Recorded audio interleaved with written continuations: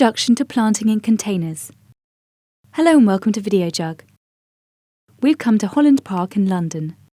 Gardener Steve Redman is going to show us the basics of planting in containers. If you don't have a garden or only have limited space, container plants can add colour and interest all year round. They can be planted at any time but will establish more quickly if planted in autumn or spring. Step 1. Types of containers. Terracotta pots make good containers for plants as they're long-lasting, stable and heavy enough to hold larger plants such as shrubs. Plastic pots are cheap and retain moisture well but can be cold for plant roots in winter and are knocked over quite easily. Wooden containers are cheaper than terracotta but less durable and may rot over time. Step 2. Drainage. The bottom of the container should be lined with crocks to help water drain away freely.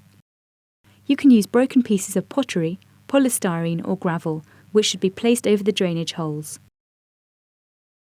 If you use gravel, you may need a layer of compost underneath the gravel to stop it falling through the drainage holes. If you're putting your container straight onto a paved area, use pottery feet or chunks of wood to create a gap between the pot and the ground. This will help prevent wooden containers rotting and improve drainage. Step 3. Compost.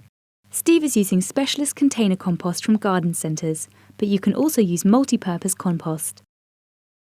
To feed your plants through the growing season, Holland Park recommend adding a pinch of slow-release fertiliser, which is available in granules and can be mixed into the compost. In dry climates, you can also mix in water-retaining crystals towards the base of the container, which swell up and stay moist for longer than the compost. Step 4. Plant selection. If you want your plants to last all year round, include evergreens or perennials in your container. If you want a more showy design, plant flowering annuals which produce a spectacular display but don't survive all year round. You can buy summer bedding which should be planted in spring and replaced with winter bedding in autumn. Step 5. Design. When thinking about the arrangement of your container, consider height, colour and shape. It's effective to make the tallest plant the centrepiece, as we've done here. If you decide to use a variety of species in one container, choose a theme such as a similar leaf shape, foliage or flower colour.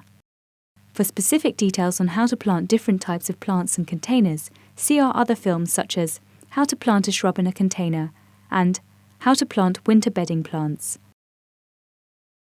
Done.